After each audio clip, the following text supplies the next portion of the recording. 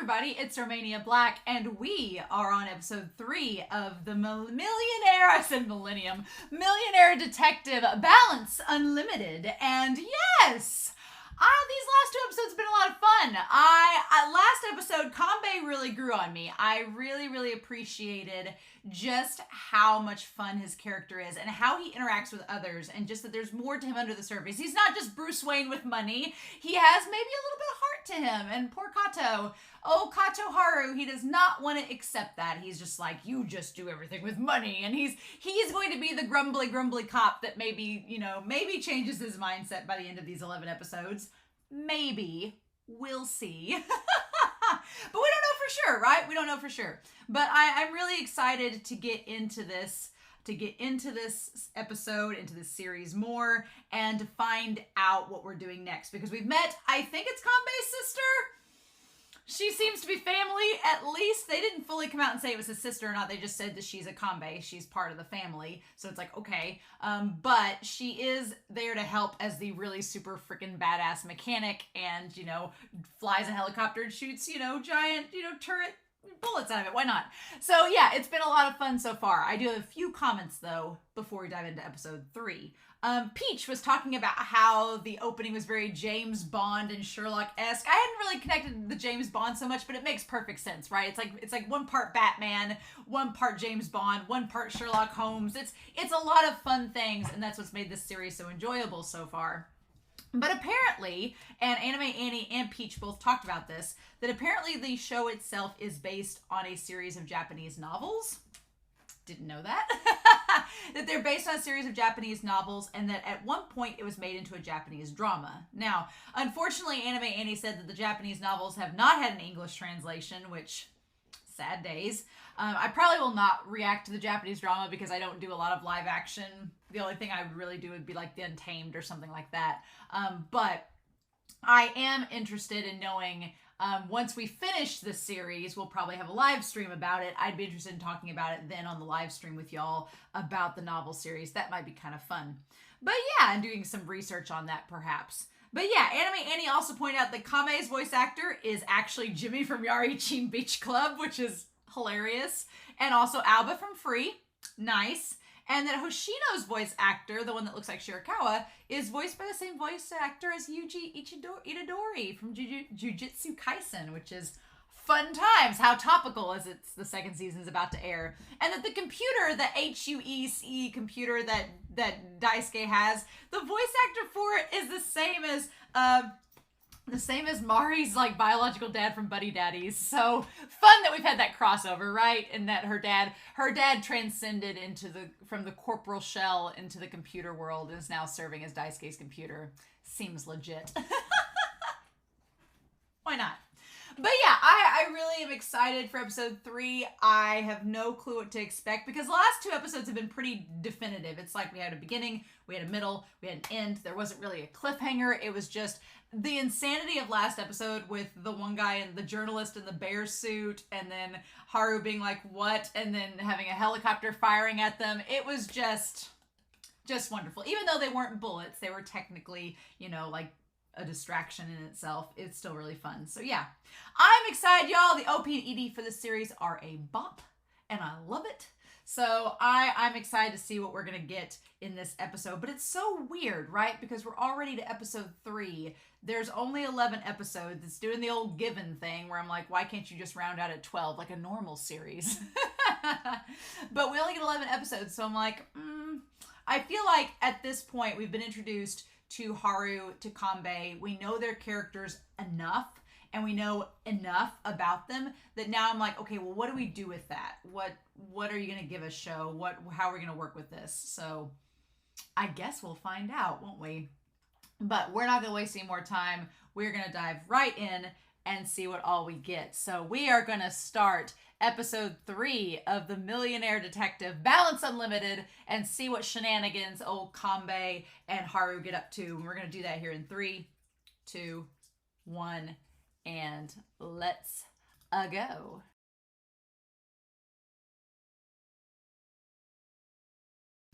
Oh, that was so good. That was so much fun. I loved that so much. Okay, yeah, no, I'm officially shipping them, so that's a thing. That was so great. Yeah, officially shipping Daisuke and Haru. It only took me 3 episodes, but the more we get with Daisuke's character, the more I really like him. Like in the first episode, I kind of felt like Haru in the first episode where I was like, who's this guy? Who does he think he is? Coming all up in here with all this money thinking he can solve things. But then the more that we get to know him and his character, the more that I'm like, no, he's maybe a secret softie. But he kind of maybe is. And I'm like, Haru, do you realize you're being initiated into the family? Are you aware of the things happening right now? Because the way that Grandma talked, I was like, dude, she is like full on ready to adopt you at any moment. Like, that's going to be a thing. This episode was wild, right? This episode was striking that sweet spot that Buddy Daddies I've missed, right? Because I watched Buddy Daddies before this, and Buddy Daddies is able to have like a serious dark moment, but then all of a sudden there's like something that makes it a little bit ridiculous and a little bit comedic, and you're like, oh, that was fun. And just the fact that these homegirls were like wanting to go to that concert so bad, they were like, they sensed no danger. Hell, they may have even noticed that the guy had a fake gun and was like, we'll go along with it, we just gotta make our concert, right? Okay, kid. Like, I feel like they were in on the joke the whole time, and he just promised he'd have them out there in time for having the 10 million views so they could make their concerts. They were never in any real danger, but they didn't want to, like, you know, blow the cover because they wanted to help this kid or whatever, or they're just a pack of rabid fangirls that were just not concerned. Like, as long as they had their pop idol group, they were going to be fine. But I do want to go through this episode because it was really okay. Haru, sweetheart. Kikuko is the grandmother. So, interestingly enough, we see the grandmother, we see Tori the butler, and we see the sister and then Daisuke there. We don't know anything else about the rest of the family, right? Apparently, we understand his parents are not there. We assume that they're dead. How this has got them unlimited money, I don't know. They own a giant chunk of property. Like, they own like a whole, his family owns like a whole dang part of the city. It's like Central, like it's like Central Park in New York, pretty much. But I love that she just instantly is like, well, hello, Kato. And he's like, hi, I'm Haru Kato. And she's like, Haru, what a wonderful name. I like she has the blue eyes, just like Daisuke and Sisui. Thank you for taking good care of Daisuke. And he's like, what? He's like, well, have I been taking care of your grandson? Have I? I love that. I love that she says thank you for taking care of Daisuke. Like, Daisuke hasn't been helping Kato out of like literally every problem he's had the last 2 episodes. And she's like, here's a souvenir from Hong Kong. So, okay, yeah. She's like, oh, is that so? Why don't we all enjoy it together then? And it's like the little cake. So apparently this is after the Hong Kong trip that Daisuke took Kato to. He took him on the Hong Kong trip, and then they came back and met Grandmama and to get her blessing. And he's like, oh, how are things at your new workplace? And of course, Daisuke's like, oh, he's very nonchalant and just like nothing noteworthy. Like Daisuke does not want to. What's so funny is Daisuke is very quiet. He doesn't want to talk a lot, right? He gives me Lan Wangji vibes. Can I say that? Daisuke gives me Lan Wangji vibes from Mode Azushi, where he's very, there's emotion under there, but he's very quiet, very stoic, doesn't give off a lot of emotion, just this is how I am, and this is how I present myself. And Kato's not Wei Wuxian, though. Can't say that. And she's like, here you go. So he's grown to be somewhat selfish, so hasn't he been causing you trouble? Interesting. So, yeah, the grandmama, she's like, yeah, he's somewhat selfish, so I hope he hasn't been causing you any problems. So I'm sure she's equating that to the money and having all these resources at his disposal. And of course, Kato is like, at first, oh no, Daisuke's helped me in many ways. He's like, oh no, he hasn't been a burden or anything. He's like, thank you for the tea. And then drinks out of the mug. And then we see Daisuke looking over at him, which is interesting. And Kato, he adds, however, there is somewhat of a difference in financial viewpoints compared to our coworkers. So, Kato, having to get that last word in, he just kind of edges in like, oh no, he's been really helpful. It's just, the way he views money. And he's joking around with it. But the grandma does not take it as joking. It creates chaos on the scene. And I love that Daisuke's like, why you throwing me under the bus? I love Daisuke's like, bro, what? Grandma asked how things were going. Why'd you have to throw me under the bus? I don't understand why. Like, just the way he looks, and she's like, Daisuke. And Kato's flinching is like, oh, should I not have said that? That's how it comes across. Like, he didn't realize what he did. And he's like, yes, you must refrain from actions that would trouble people at your workplace. And Kato's like, oh shit, did I do something wrong? And he's like, yes. And the sister's like, I'm staying out of this. And then she asks how old Haru is, and he says that he's 30. I'll be 30 this year. He's 29. And she goes, not only job-wise, but also as a senior in life, please coach Daisuke as well. She's like, since you're older than him, help my baka of a grandson out and coach him in life. And of course, Kato, I was like, basically Grandma is giving the blessing, being like, be his life partner. Got it? We good with that? Cool. He's hopeless. Help him. And Kato, of course, being like the oblivious churro that he is, he takes it as, oh, well, of course. He's like, so he can become a true policeman, I'll coach him with everything I have. And I just kind of like Daisuke's like eyebrow, like, oh, you're going to coach me? Oh, to become a true policeman. Oh, yes, the one that was demoted down to modern crimes. Yes. You're going to be the one to help me. Okay, sure. I'll coach him with everything. I just love that eyes narrowing. He's like, you trying to suck up to my grandma? And she's like, Daisuke. Like she can see him, like sees him with the narrowed eyes. And she's like, Daisuke, don't be grumbly. And he's like, I look forward to your coaching. Thank you very much.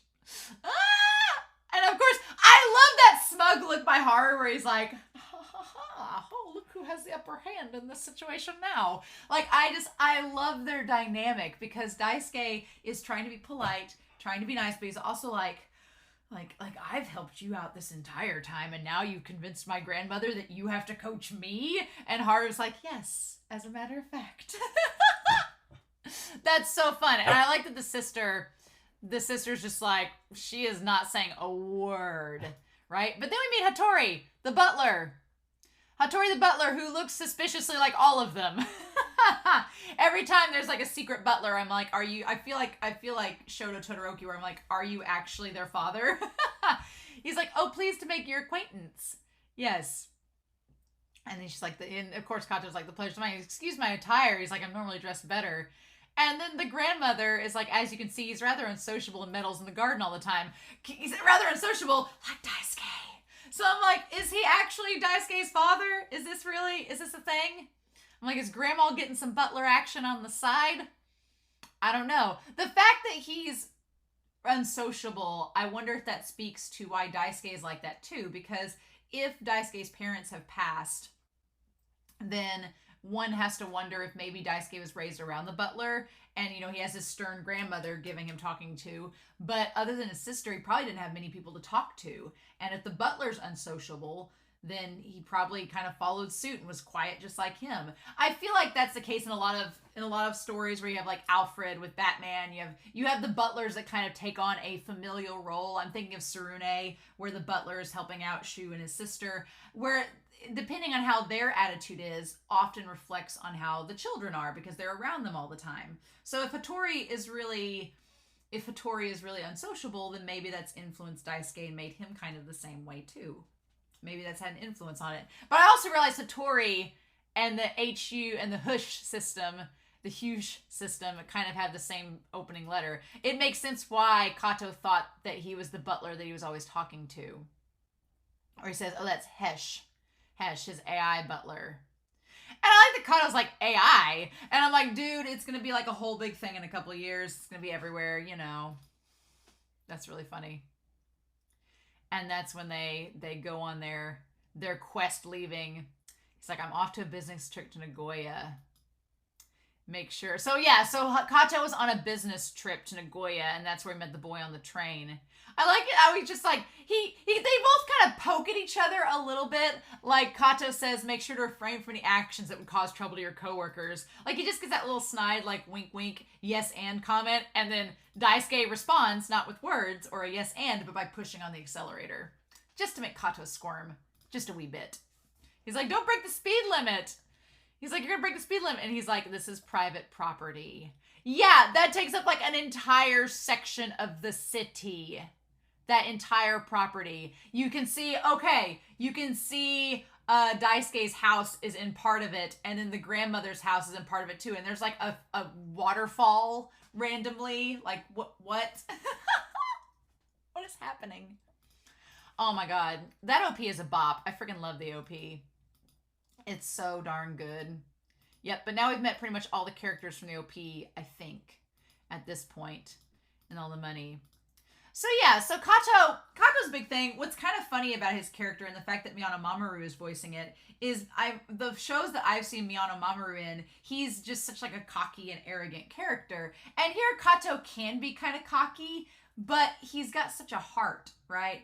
Kato has such a big heart and he cares about people and he's really good at reading character. Like he tells just from that conversation with the boy that he's not the type of person that would kill someone. He's like, no, that he was not giving off murder vibes at all. And he's like, and I trust my instincts. So I think it's interesting that the boy does everything wrong, right? Like, for the record, I get that he needs money for his sister's surgery, which is heartbreaking, but like trying to get YouTube and trying to get the coin tube, which is hilarious, the coin tube, trying to get the 10 million views to get the money. I could see a 19 or 20-year-old being like, yeah, desperate times call for desperate measures. But the fact that he was doing it by holding up a bunch of women in a stage car, like yeah, even though there was no danger to the women at all, it wasn't a real gun. The fact of the matter is he could have died. Like the police could have shot him if they thought negotiations weren't going to work. And then his sister is going to be not only without money for the surgery, but without a brother. So I'm like, dude, yeah, you didn't pass the entrance exam and you didn't make it into college, and I can kind of see why. I was like, dude, this is a terrible idea. But sadly, it's one that I could kind of see a younger kid doing. Just like, this is what I think is going to work. And the influence of social media and stuff like that, it's sort of a commentary about that too. The fact that it was getting all these views and that it was even considered legit to earn the money is a statement in itself, right? A statement in itself. I was like, So yeah, the sinews of war are infinite money. The threads that connect together with war are infinite money. That's an interesting title. This episode did not give me sinews of war by any means, but I could see like the threads putting us all together. So, okay, these ladies, we got information like every time there's something happening in the background now. Every time there's something happening in the background now, I'm going to instantly think it's going to tie to the plot, because the conversation at the very beginning, it sounded like a mother talking to her child, and that's why I was like, what is this? And they were giving a bunch of information, and Kato and them weren't talking, so it made me think that it was important. Neon Genesis Evangelion basically has made me understand that the conversations happening in the background can oftentimes be just as important as what's happening in the foreground. Is it a Neon Genesis reference? I'm going to consider it that. But she's like, I think I'm going to cry. And then they say, oh, you can't. You have to properly see them off. And then it says Ko-chan and his group are having much more difficult times than us. And then they're like, yeah, is it really going to end? It really is going to end, isn't it? The Yokoits. Yeah, the Yokoits. I'm like, what the fudge? So basically these old ladies, I say old, they're like middle-aged, they were going to go and see the farewell tour for an idol group. And then got held up. I'm like, what the fudge? Yes. And so again, Kato, showing how kind he is, was asking the boy if he wanted any food because he hurt his stomach, right? He hurt his stomach. And again, that's kind of like a context clue. The boy didn't have food with him, so maybe he couldn't afford to get the food. Maybe that was something that was there too, interestingly enough. Because then the boy says yes, and he's like, would you like some? And he's like, oh no, I'm fine. Like he doesn't want to take a handout, right? And then that's when Kato's like, no, I'm going to get soba noodles. You take this. It's really good. And so then he sees that he's been like practicing or whatever. And he's like, I failed my first college entrance exam too. It's pretty harsh. So I like that little detail about Kato, that like Kato's not a prodigy. He's not like, which I don't know. Is Daisuke a prodigy, or does he just have the money? That's the thing. But we know for a fact that Kato is not a prodigy. He's like, I failed my first college entrance exam. I'm not like, I kind of worked my way up from the bottom to the top, like, and now I'm back at the bottom. Like, he's definitely like a working character, but not a prodigy by any means. Right? And that's when the boy's like, as someone who failed to enter college, I feel guilty and my parents are letting me attend a prep school in Tokyo. So yeah, he feels like, he has this sense of doesn't want to ask for anything because he feels like he doesn't have any right to do so, which again helps to explain how wrongly he decides to try to get the views to get the money to pay for his sister's surgery in America. And he's studying English to try and be able to talk over there. I have to go to the US and take my little sister. And then that's when the woman like runs into him like off the train. She's like, I'm leaving here. And she runs into him and he says he's sorry. Yeah, again, like the attitude that he has when that woman bumps into him where he apologizes, Kato instantly thinks like, somebody that was going to commit this big crime would not have acted that way about that woman, right? And Kato seems like a pretty good judge of character. He's like, this is a souvenir to people at work, but if you'd like, you can have it. Mm-hmm.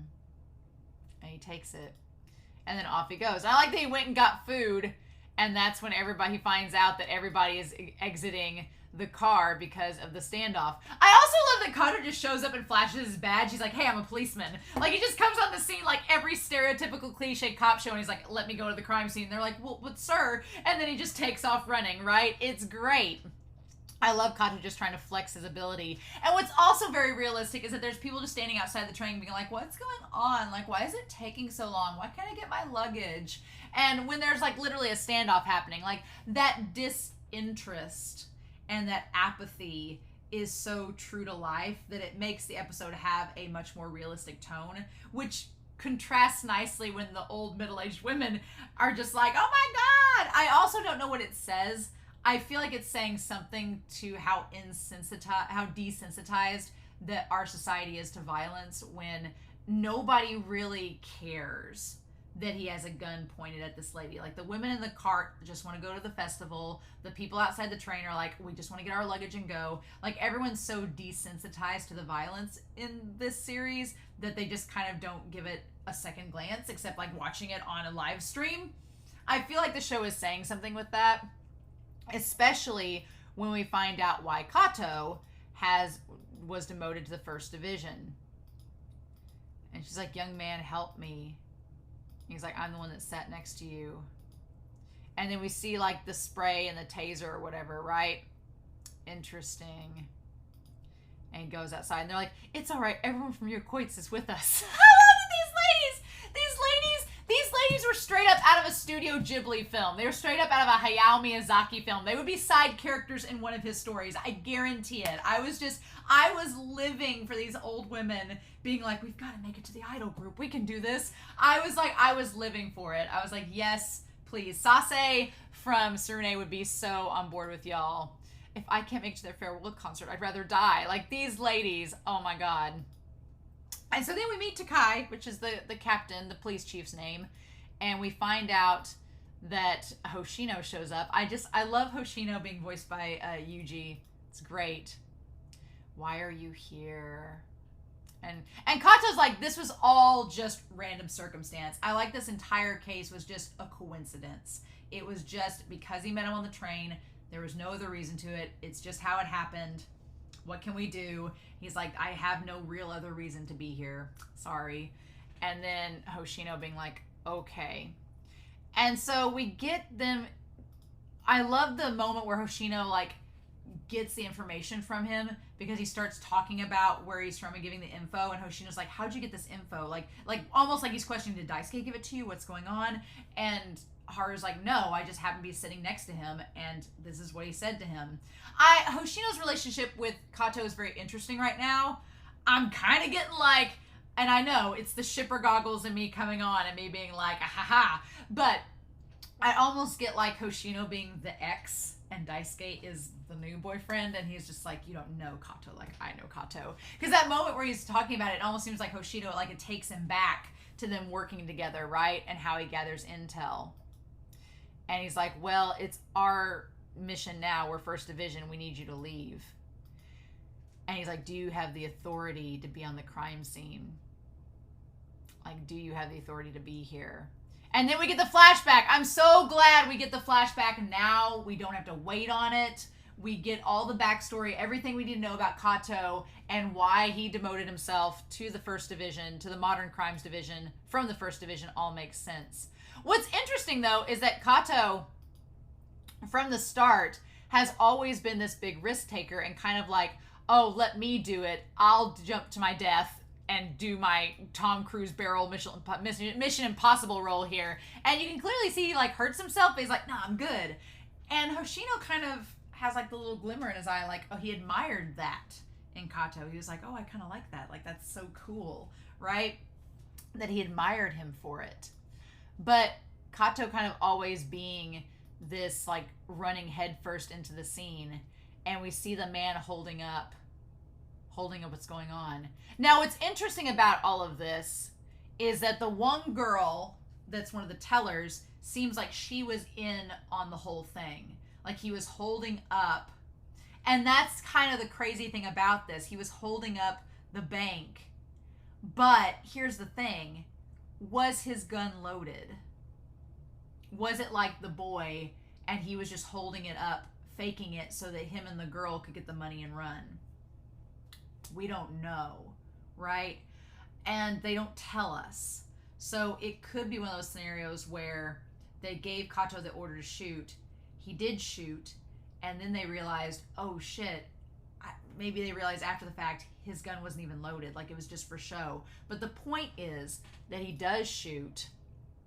He takes the shot, and he doesn't kill the man, right? He takes the shot and he shoots him in the arm. Like, he doesn't kill him, he just moves in, and then the girl runs up to him and like is worried that he's hurt, and then she grabs the gun and raises it. So it's one of those reflex moments where she could have been in on it.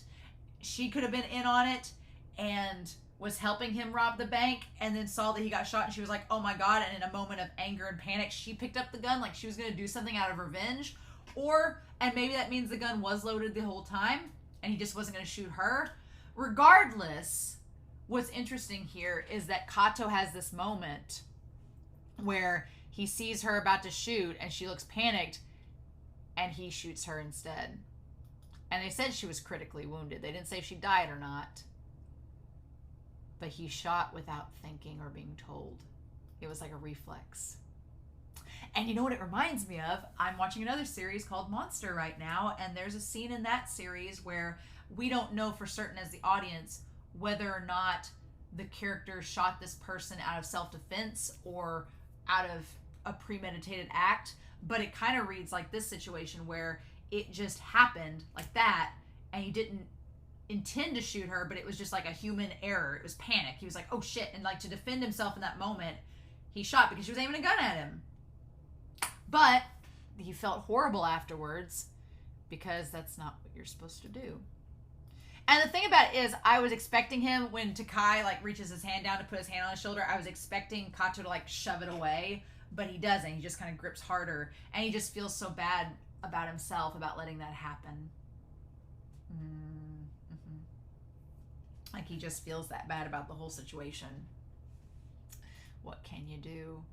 And just him trembling. And you could see Hoshino looking upset that Kato's getting all his stuff together and leaving. He still has the green tie. He still wears the green tie with his regular clothes. You know, he hasn't given that up yet. There's still that tie to the First Division that he has, literally. But he's just like, I don't deserve to be on the First Division because of what I did. And then he walks away from the crime scene. Because he realizes that maybe he shouldn't be there. Maybe he's emotionally compromised. Meanwhile, nobody knows what's going on. And so as he's walking away, they give us like these clues. They're like, maybe the Shinkansen has been stopped because of this. And they're like, of course. They're like, yeah, it has to be. And the thing of it is, they're saying it's awesome, right? I'm like, what the hell? They're like, there's a promo campaign on Chain2 where you get 100 million coins if you get 10 million views in one day. And Kato's just like, wait a minute. But yeah, that's just, it's so messed up, right? And then that's when Daisuke says, "Are you working hard on your job, Inspector Kato?" Ah! I love him just there with the shades. I'm like, shut up. What are we doing? Oh my God, Daisuke. Sweetheart. Sweetheart. Yep. Yep. And then check 3. So they get in the car, right? And I like the Kato's just kind of grumbly about it. And he's like, hurry up, let's go. He's like, this is... And I like the Daisuke. Daisuke knows something's wrong. He knows there's something going down, and he knows how Kato is. He knows that Kato is very dedicated to his job. He's dedicated to justice. Kato normally would not be walking away from this crime scene. He'd be doing like he did the last 2 episodes and would be pushing his way forcefully into the situation. But Daisuke does not want to come out and ask him what's wrong because he knows that's not going to get him anywhere. So instead, he tries to do it the passive way, which is the most effective way in this scenario. And he says, this is precisely the time I would like some coaching. I just love how he phrases that. And Kato's like, I hate you. Like, damn you. And then he's like, let's see what's going on at investigation headquarters. And they're like, a woman has collapsed onto the floor, which apparently she was in on it, right? She was just in on the whole thing, trying to get them out of there so they could go to their concert. And it's like, what is even happening? What is going on? It's very likely she was killed by the perp. But it turns out to not be the case at all, right? So there is a situation here where you can't entirely trust what is being said in the episode. You can't totally trust that because the information that they were receiving from the police was wrong. It was not true. And that they decide they're going to snipe him. And I love that he says, stop the car. And he says, I said, stop Daisuke. And Daisuke does it. He stops the car for him. And that's when he says he's not the type to kill people. And I love that at that moment, Daisuke chooses to believe Kato. He's like, okay, you say he's not killing anybody? All right. My dog, of course, leaves us here. He's like, then fine, we're going to go back and solve it. I love that faith that he has in him, that trust that he has. He gives him the equipment, right? I just love that Daisuke has that trust in Kato where he's like, all right, you say he's not the type to kill? I believe you. I trust your character. Let's go see what we can do. Right? Right? And then, of course, the moment where they, like, jettison themselves over the building, I love that Daisuke does it so smoothly. And Kato in front of all the kids. I love that Kato has that look on his face where he's like, oh, well, I've got this under wraps. It's totally fine. And then Daisuke's like, Yubaka, because he's just sitting there hanging from it. Absolutely hilarious. Love it. Love it.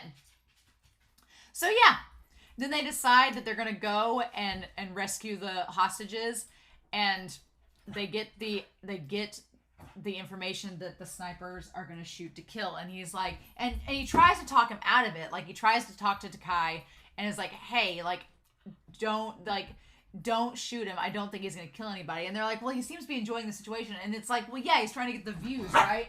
He's trying to get the YouTube views, so of course he's going to do that. And Kato tries... I get kind of mad when they're like, are you still on about that? And it's like, you guys should know in the department that Kato is a good judge of character. But they choose not to believe him. But Daisuke believes him. And Daisuke's like, fine, I'm going to help make sure that we can sneak in, right? He's like, I just love it. And Hoshino goes in there to try to remedy the situation. And Kato's like, I don't want Hoshino shot, and I don't want that boy shot either. And so they use the smoke screen to get close to him. But I like that Daisuke says, well, then what do you want to do? What is your plan? Like, what do you want out of this? Like, Daisuke's like, I got the money. I'll help you however you want. Just tell me what you want. And all Kato says is, I just don't want him to die. And that's all Daisuke needs to say. I was like, the shipping, I developed it so much in this episode. I loved it. I love these kids that were like by the car when the trunk opens up and then the missiles and the smoke bombs come out and they're like, oh my God. It was giving me very Finding Nemo, like you touched the butt moments. It was so good. And they have 8 minutes to get in and defuse the situation, literally, right? I also love that he just like has the glass cutter and like pops it in. I'm like, that hole looked a little bit small. So either you boys have not been eating your sandwiches and you're skinny enough to get through there, or I don't know what else, but seemed like a little bitty hole, right? And he's at like 5 million views on chain tube or whatnot. And then the thing about it is that Takai, they acknowledge that there's the smoke screen, but they say that they can see Kato, and they're like, you made it in, so finish the job. And Daisuke hands him the gun and is like, what do you want to do? This is your choice. What are your options here? And Kato's like, should I? And that, with the moment that Kato hears the boy say, this is the real performance, should I do it?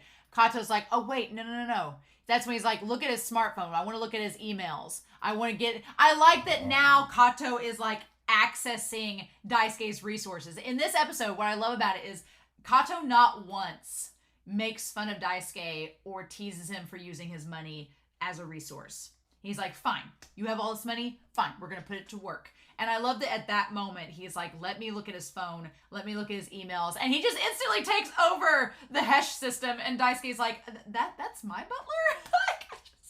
But he doesn't stop him, right? He's just kind of like, okay.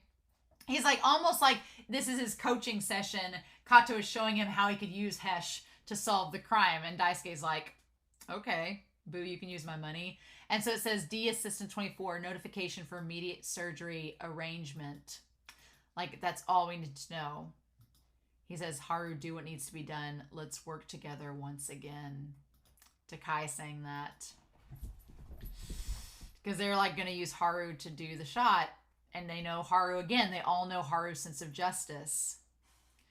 And he asks Daisuke to open it for him. I love that Daisuke just kicks it open. Like, the door is, like, feebly, like, tied together. And Daisuke just kicks it open. He's like, whatever. And then that's where he asks everybody to calm down and stay where they are. And again, he's like, would it make your little sister happy if you did something like this? And he explains the whole situation, right? And he's like, I have to do this. I love that while Kato is having this showdown with the boy, and it's this really heartfelt moment that you should just be sitting there like, oh, the drama. These old ladies are just sitting there like, the farewell concert's starting in 30 minutes. It's impossible for us to get there now. And they're like, don't give up. Being like, because everyone from Yokoitsu is with us. Oh my God. I love these ladies. They're just like, yes, of course. And then you hear the heave-ho where they start singing the song that's like their song, and Kato's like, what the hell is going on? And they're like a rabid mob. And it's about to make things worse, right? Because even though you could use this situation to diffuse everything, Hoshino is looking at the situation as, okay, while the women distract him, we'll snipe him. But Haru's like, somebody else could get hurt in the meantime. And so they're like, please go to the farewell concert. The lady says, please go to it. Go see through to the future of Yokoitsu. Ridiculous, right? And they all, like a mob, like zombie, walk there. And Kato's like, please stop. But then, what does he do? Daisuke says, the Yokorinbo Starlights. And then he, like, called them in. He called them in. Daisuke had them just pop up. I'm like, what the fudge? Oh my God. And yeah, there's the 4 boys. What?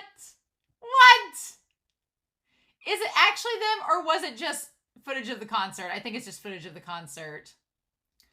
Yeah, and then just knocks him out of the way. I was like, oh, Daisuke, sweetheart. And that's when Hoshino notices that it's a model gun, and the one girl is just faking it. Ko-chan!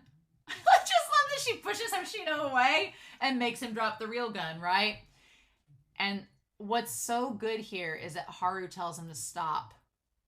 But he has the flashback of, what if the kid picks up the gun and points it at me, and I have my PTSD moment, and I reflexively shoot at him? What do I do? What if that happens? Then what? And he has that moment where he questions it. And that's when Daisuke being the boyfriend that he is, just walks past Kato being like, your trauma's too important. I got this. Ah! Oh my God! I love it. I love it so much. I absolutely adore it. And he's like, he knows. And then he tells the boy, he's like, I'll pay for your sister's surgery. So you're under arrest, but your sister's going to be okay.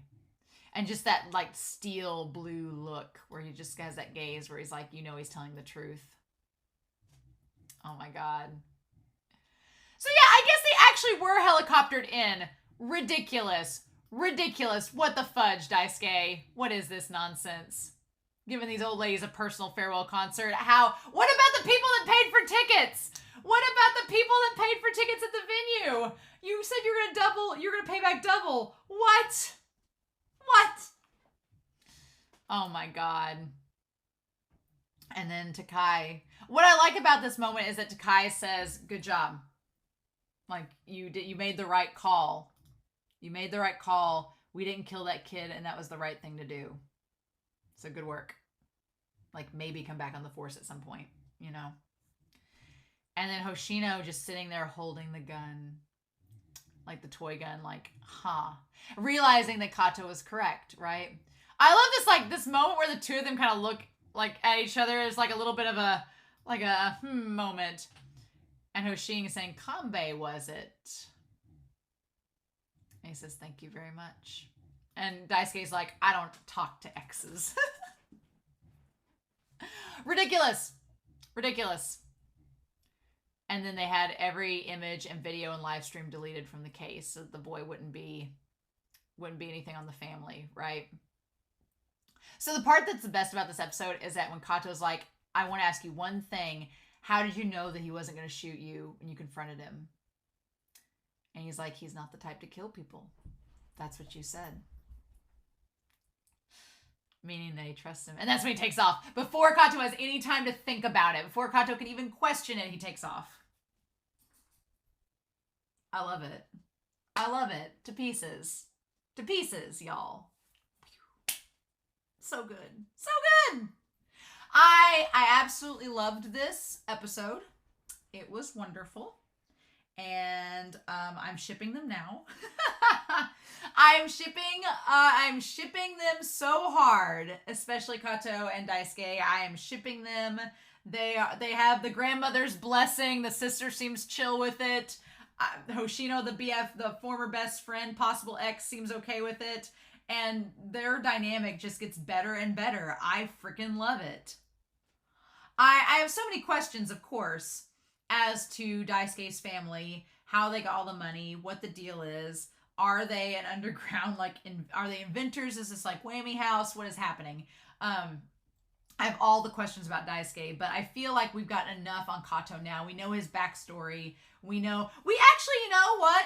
In all fairness, if we do, we have set up in these 3 episodes, we've set up our characters. We've set up Daisuke and his family. They're loaded, and they are very, very elite and privatized. We've set up Kato and his trauma and his PTSD and how he's slowly overcoming it with Daisuke's help as he helps coach Daisuke on becoming a true policeman. We've set up the sister. We've set up the Modern Crimes Division with the First Division, how that whole thing works. And so I feel like at this point, if you're doing like a 3-act structure, then the next episode will likely be the one where we kick off with the plot that's going to carry on into the rest of the series. Normally that's how things work, but I don't know.